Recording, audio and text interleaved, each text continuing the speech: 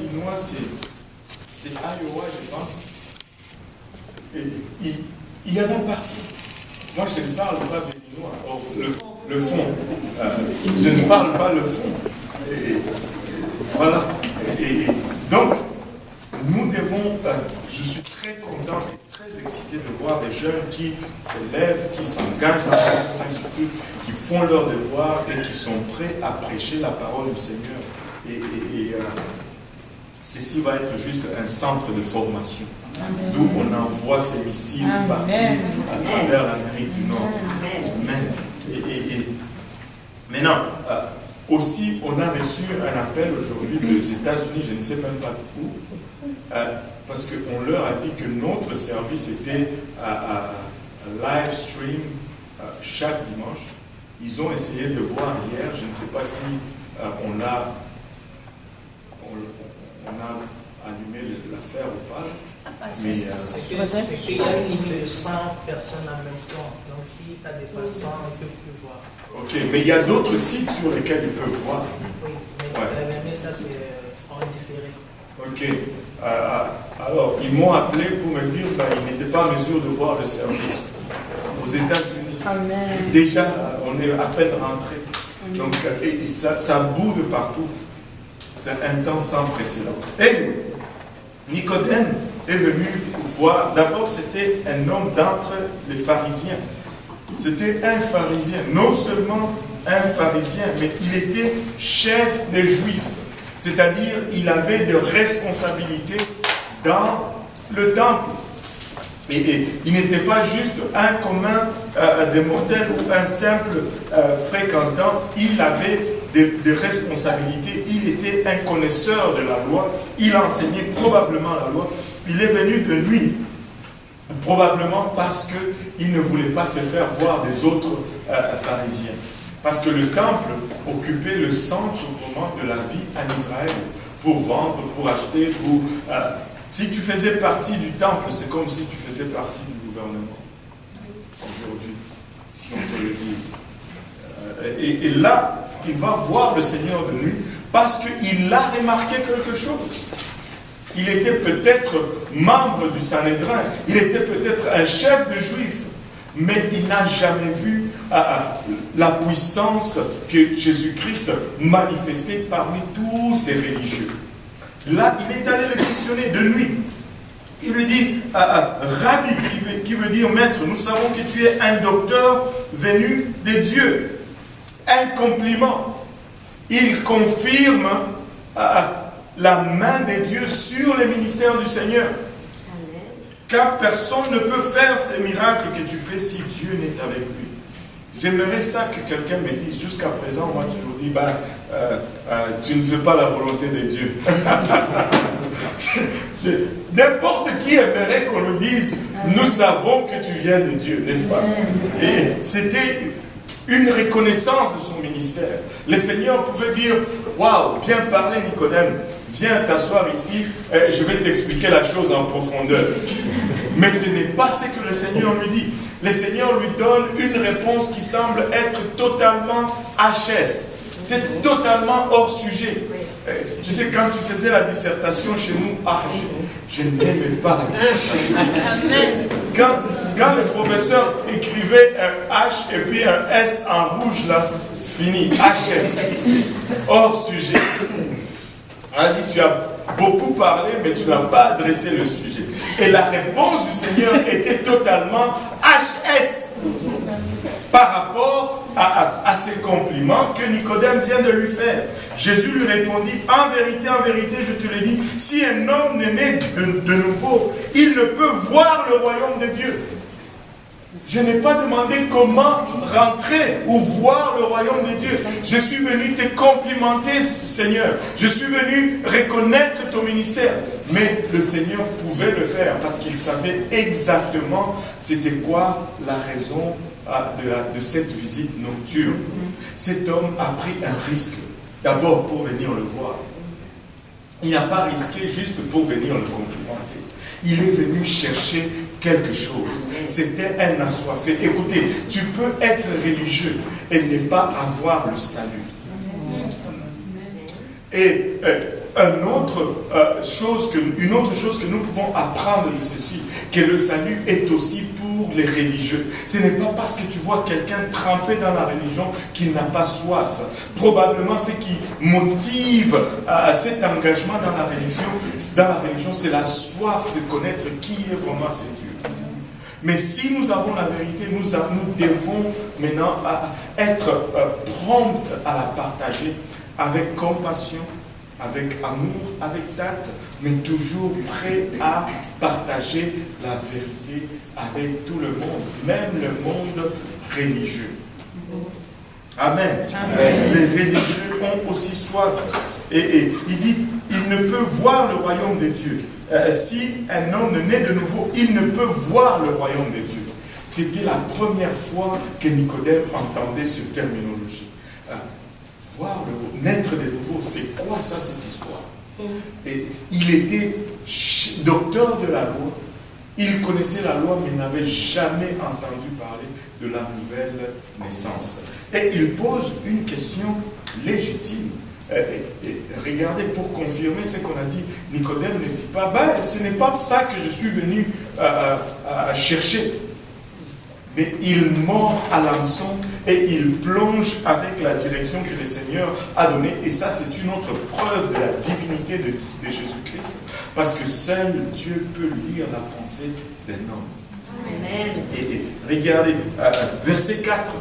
Nicodème lui dit, comment un homme peut-il naître quand il est vieux? Peut-il rentrer dans le sein de sa mère et naître?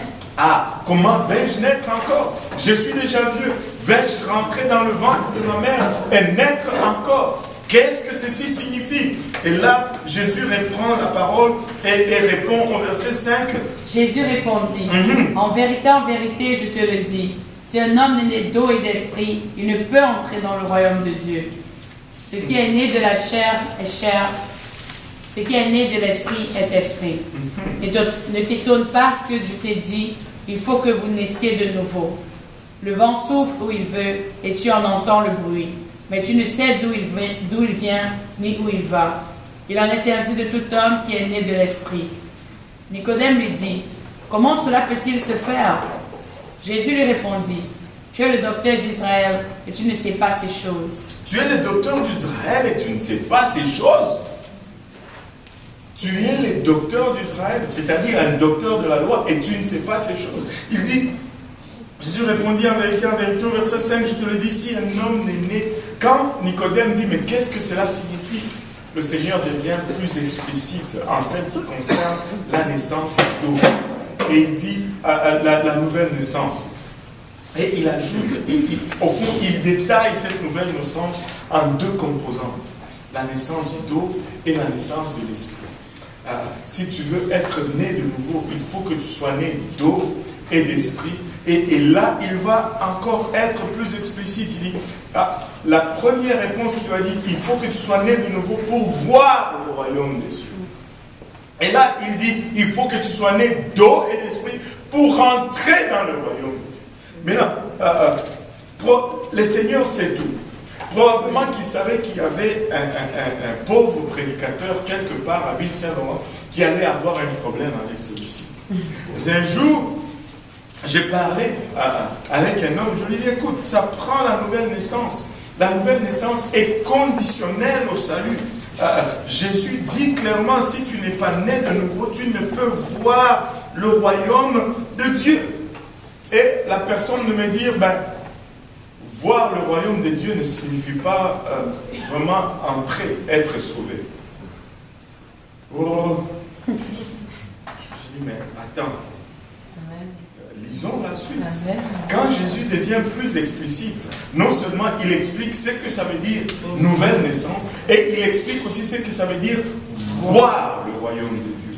Il dit, si tu n'es pas né d'eau et d'esprit, tu ne peux entrer dans le royaume de Dieu.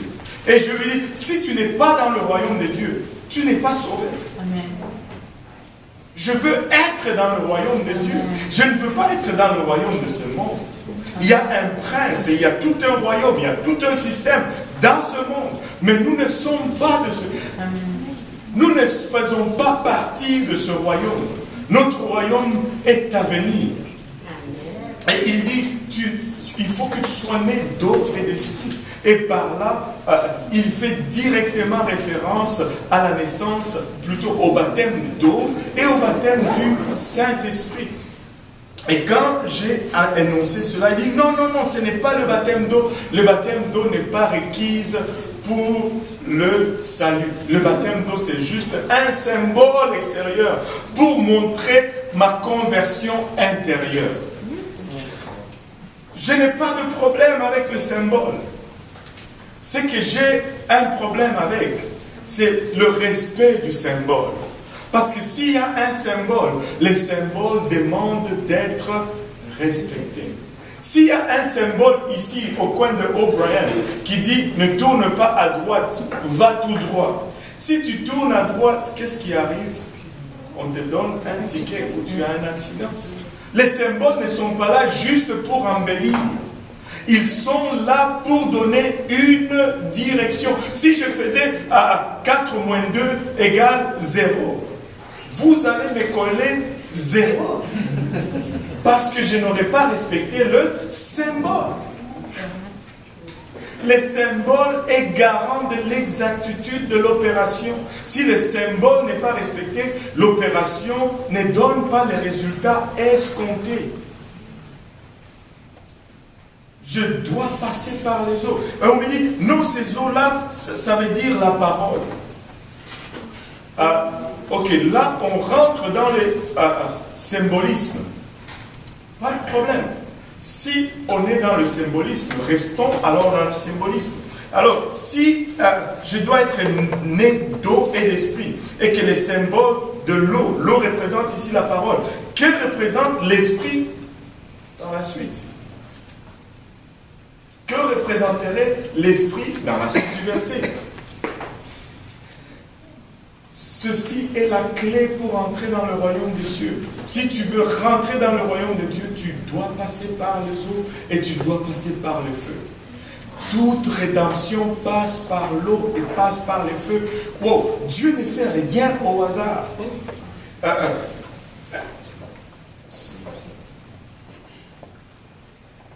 Même la terre, pour la rédemption de la terre, elle passe par le même processus. La première destruction de la terre est venue par l'eau. Lorsque Dieu a frappé la terre lors du déluge. Je ne sais pas s'il y a quelqu'un qui a eu une révélation hier dans le message d'hier soir. On avait un débat ici très chaud en ce qui concerne si les enfants sont sauvés ou pas.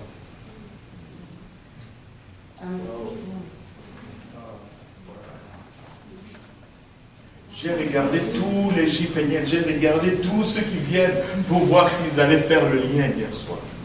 Écoutez, quand la parole de Dieu est prêchée, il faut toujours faire le lien. Quand c'est dans la parole de Dieu, ça se connecte toujours. Le prédicateur hier soir a dit, je n'ai pas vu un seul enfant monter dans l'arche lors du déluge.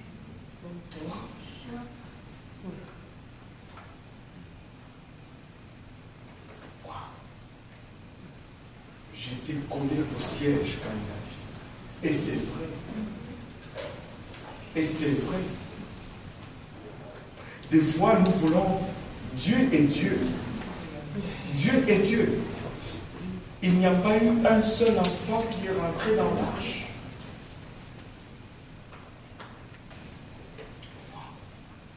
Nous devons nous accrocher à la parole de Dieu et vivre cette parole jour après jour, après jour, après jour. Parce que la seule façon d'être sauvé, c'est celle qui est décrite dans la parole de Dieu.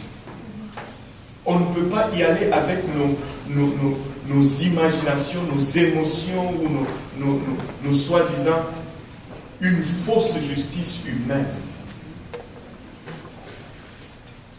Et la première destruction qui a pris place, c'était au moyen de l'eau. Et Pierre nous parle de la deuxième destruction qui va venir par le feu. Et après les deux destructions, la Bible nous dit qu'il y aura une nouvelle terre. Tout comme quand nous passons par l'eau, par le baptême de l'eau, et par le baptême du Saint-Esprit, nous devenons une nouvelle créature. Amen. Si nous sommes en Christ, nous sommes une nouvelle créature. Et ce n'est pas une coïncidence que le jour de la Pentecôte, après qu'ils aient reçu le baptême du Saint-Esprit pour la toute première fois, ils étaient 120 dans la chambre haute. Le Saint-Esprit est tombé sur eux 10 jours après l'ascension du Seigneur Jésus-Christ. Et le Saint-Esprit est tombé sur eux et ils ont commencé à parler en d'autres langues. Et il y avait du bruit. Et en ces jours-là, il n'y avait pas encore de Nintendo, il n'y avait pas encore de télé. Tout ce qui faisait du bruit était sujet d'attraction. Ceux qui viennent de l'Afrique peuvent le comprendre. Amen. Vous savez, dans nos quartiers, dès qu'on criait voleur, c'est tous les quartiers qui sortaient. Dès qu'il y avait du bruit, tout le monde arrivait. Tout le monde accourait. Aïe, aïe, aïe. Mais non. Il y a eu du bruit, le monde a accouru. Et les gens ont commencé à poser des questions, comme on s'est posé des questions la première fois qu'on est venu ici. Et on s'est dit la même chose. Ils sont fous, ces gens. Qui est-ce qui a dit qu'on était fous quand vous êtes arrivés ici? Moi aussi, j'ai dit qu'ils étaient fous. Ils sont fous. Je connais le pasteur, je ne veux pas le cacher, c'est le pasteur Martin. Le pasteur de Sri Lanka aujourd'hui, à son premier service, il est arrivé dans le service, au milieu de l'adoration, il est sorti par la porte, vous voyez la porte au milieu là, quand tu rentres là-dedans, il y a les escaliers qui montent, il est sorti par là, cette porte était encore opérationnelle, il est sorti par là, il s'est dit, il a pris sa femme et son fils, il dit, ces gens sont fous, ça ce n'est pas Dieu ça. Mais aujourd'hui, il crie. Alléluia.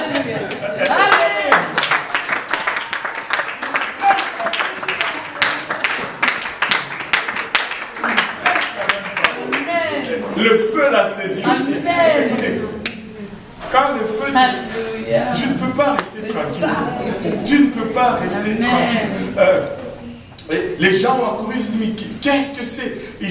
D'autres disaient, ils sont ivres. Et Pierre s'est levé, il a dit, mais ces gens ne sont pas ivres, parce qu'il n'est que 9 h du matin. Apparemment, dans ces jours-là, on n'était pas encore ivre à 9 h du matin. Pierre ne pouvait pas dire la même chose de nos jours. Il y en a qui se réveillent ivres de nos jours. Et Pierre dit, il est encore 9 h du matin, ils ne sont pas ivres comme vous le supposez. Ceci est ce que le prophète Joël avait prophétisé. Dans le dernier jour, dit Dieu, je verserai de mon esprit sur toute chair. Et le Saint-Esprit est disponible pour tout le monde. Si vous êtes fait de chair, vous pouvez recevoir le don du Saint-Esprit. Vous pouvez le recevoir. Et il dit, c'est ceci ce qui a été prophétisé. Et il commence et il prêche le tout premier message de l'Église. Pierre était le premier prédicateur. Il a prêché le tout premier message de l'Église. Quand le Seigneur lui dit, je te donne la clé, ce n'est pas une clé, c'est vraiment l'Évangile. Il a été le premier à prêcher l'évangile aux Juifs. Il a été le premier à prêcher l'évangile aux Samaritains. Et il a été le premier à prêcher l'évangile aux païens. Maintenant, Pierre se lève et si vous lisez le contexte de son message dans le livre des Actes chapitre 2, il a prêché l'évangile. Il a prêché Jésus-Christ qui est venu, qui a été mis à mort. Mais le troisième jour, il est ressuscité. Et après être ressuscité, il est monté au ciel. Et l'évangile, c'est simple. La mort, l'ensevelissement et la résurrection de Jésus-Christ. Et quand les gens ont entendu cela, ils étaient touchés dans leur cœur. Et ils ont posé une question claire et nette qui reste d'actualité aujourd'hui. Oh, frère, Qu'allons-nous faire lorsque tu fais face à la vérité de Dieu? Lorsque tu fais face au message de Jésus-Christ, il n'y a qu'une seule question qui s'impose. Que vais-je faire? Lorsque tu réalises ton état de pécheur et que tu réalises ce que Dieu a fait pour toi à la croix, il y a une seule chose, une seule question qui vient à l'esprit. Qu'est-ce que je vais faire maintenant pour me sortir d'où je suis? Et Pierre leur a donné des directives claires. Répentez-vous et que chacun de vous soit baptisé au nom de Jésus-Christ pour le pardon de vos péchés et vous recevrez le don du Saint-Esprit. Car la promesse est pour vous, pour vos enfants et pour tous ceux qui sont au loin, en aussi grand nombre que le Seigneur, notre Dieu, les appellera. Et ça, c'est le message de l'Église. Et ça, c'est l'évangile que nous prêchons partout où nous allons. C'est le message que les disciples et les apôtres ont prêché partout où ils sont allés. Étudiez le livre des Actes. Vous allez vous rendre compte que partout où ils sont allés, ils ont prêché l'évangile. Et l'ordre du Seigneur Jésus-Christ était aller et prêcher cette bonne nouvelle ou cet évangile à toute créature. Parce que c'est l'évangile qui sauve. Nous sommes sauvés par l'évangile. Sans l'évangile, nous ne sommes pas sauvés. 1 Corinthiens 15, l'évangile que je vous ai annoncé par lequel vous êtes sauvés, si vous l'avez retenu et si vous avez persévéré dans cet évangile. Je vous ai annoncé que Christ est mort pour vos péchés, qu'il a été enseveli et qu'il est ressuscité le 3e jour. 1 Corinthiens 15, 1 à 4. Et ce jour-là de l'Église, les tout premiers jours de l'Église, 3000 personnes ont été baptisées ces mêmes jours-là. 3000 personnes ont été remplies du Saint-Esprit ce même jour-là. Et c'était le départ de l'Église. Quel jour glorieux. Et c'est cette même Église que nous prêchons aujourd'hui. Des fois, tu vas aller quelque part et on va te dire, oh, le Saint-Esprit, ce n'est pas pour nous, ce n'est plus pour nous, c'était pour l'ancien temps. Non. Est-ce que quelqu'un peut me lire Acte 2 à 38 et 39? Pierre leur dit, répentez-vous et que chacun de vous soit baptisé au nom de Jésus-Christ pour le pardon de vos péchés, et vous recevrez le don du Saint-Esprit. Car la promesse est pour vous, pour vos enfants, et pour tous ceux qui sont au loin, en aussi grand nombre que le Seigneur notre Dieu les appellera. Pour tous ceux qui sont au loin, en aussi grand nombre que le Seigneur notre Dieu les appellera. Il n'y a pas un autre message qui sauve. Si nous allons être sauvés, nous allons passer par le même message. Les Samaritains sont passés par le même message. Acte 8. Les païens sont passés par le même message. Acte 10. Nous devons passer par le même message. Il y en a qui disent aujourd'hui, non, le Saint-Esprit, ce n'est pas pour nous. Voilà. Écoutez, quand vous allez recevoir le Saint-Esprit, vous allez parler en d'autres langues. Amen. Stéphane est témoin. Amen. Si vous me dites que le parler en langue, c'est pour ceux de l'ancien temps, mais vous êtes arrivés trop tard. Je parle en langue. En tout cas, moi et Stéphane, nous parlons. Moi aussi. Voilà. Ok. Bon. Les deux Stéphane.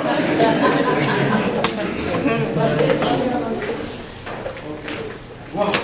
Maintenant, regardez ceci. Regardez ceci. Jésus lui-même nous fait littéralement cette promesse. Allons lire Jean. J'aime le livre de Jean. Jean chapitre 7.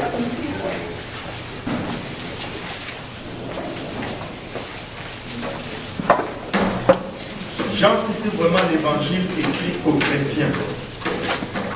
Jean chapitre 7, on va le lire à partir du verset 37 à 39. Le dernier jour, le grand jour de la fête, Jésus, se tenant debout, s'écria, si quelqu'un a soif, qu'il vienne à moi et qu'il boive. Wow! Le dernier jour, le grand jour de la fête, Jésus se tenant debout s'écria, si quelqu'un a soif, qu'il vienne à moi et qu'il boive. Celui qui croit en moi. C'est lui qui croit en moi. Pas quelques-uns de ceux qui vont croire en moi. Ou pas seulement les riches, ou pas seulement les Camerounais, ou pas seulement les Québécois. Non, c'est lui qui croit en moi. Est-ce que tu crois en Jésus-Christ? Amen. Bon, c'est lui qui croit en moi. Des fleuves d'eau vive couleront de son sein. Des fleuves d'eau vive couleront de son sein. Comme dit l'Écriture. Il dit cela de l'Esprit que devraient recevoir ceux qui croiraient en lui. Il dit cela de l'Esprit que devraient recevoir ceux qui croiraient en lui. Ça veut dire nous. Alléluia. Nous devons recevoir son Esprit. Nous ne pouvons rien faire sans son esprit. Écoutez, depuis le jour d'Adam, l'homme a péché. Il est mort spirituellement. Il a perdu cet aspect de son être. Et c'est Jésus-Christ qui vient restaurer cela. Et si nous... Oh Seigneur. Continue d'abord.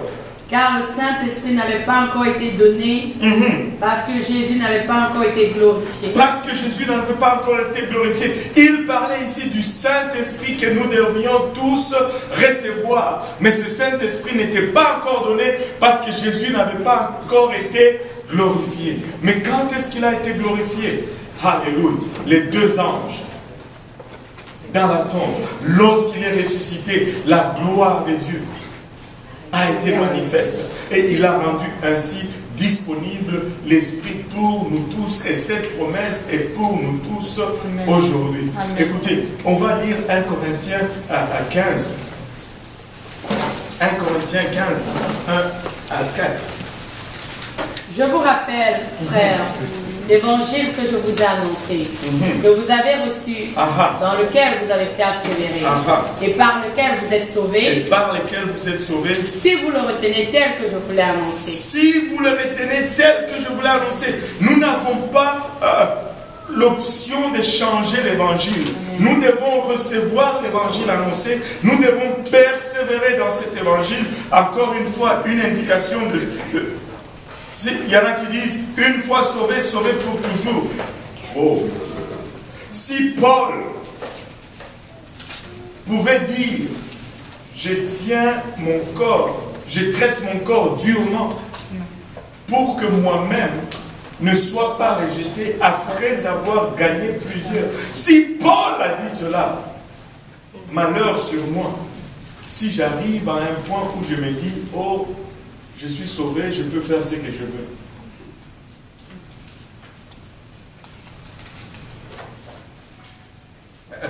Relis-moi encore 1 Corinthiens 15. Je vous rappelle, frères. Je vous rappelle, frères. L'évangile que je vous ai annoncé. L'évangile que je vous ai annoncé. Que vous avez reçu. Que vous avez reçu. Dans lequel vous avez persévéré. Vous avez persévéré. Il c'est bien de recevoir l'évangile, mais c'est bon de persévérer dans cet évangile. Et par lequel vous êtes sauvés. Et par lequel vous êtes sauvés. Nous sommes sauvés par cet évangile. Si vous le retenez tel que je vous l'ai annoncé. Sans l'avoir modifié. Autrement, vous auriez cru en vain. Autrement, nous allons croire en vain. Ce n'est pas la croyance qui sauve. Il y en a qui disent, crois seulement et tu seras sauvé, toi et ta famille. Est-ce que la Bible dit cela? Oui. Oui. Est-ce que la Bible s'arrête là? Non. Croire. Au fond, nous avons changé la signification du mot croire aujourd'hui. De nos jours, la croyance est devenue juste une assertion mentale. Mais si nous regardons, et c'est seulement dans le monde chrétien, je pense qu'on a cette conception restreinte du bon croire. Au fond, nous allons toujours agir selon notre croyance. Nos actions sont toujours déterminées par notre croyance. Il y a quelqu'un qui l'a dit aussi simplement que ceci. On a étudié qu'il y a différents états de la matière. Il y a le gaz,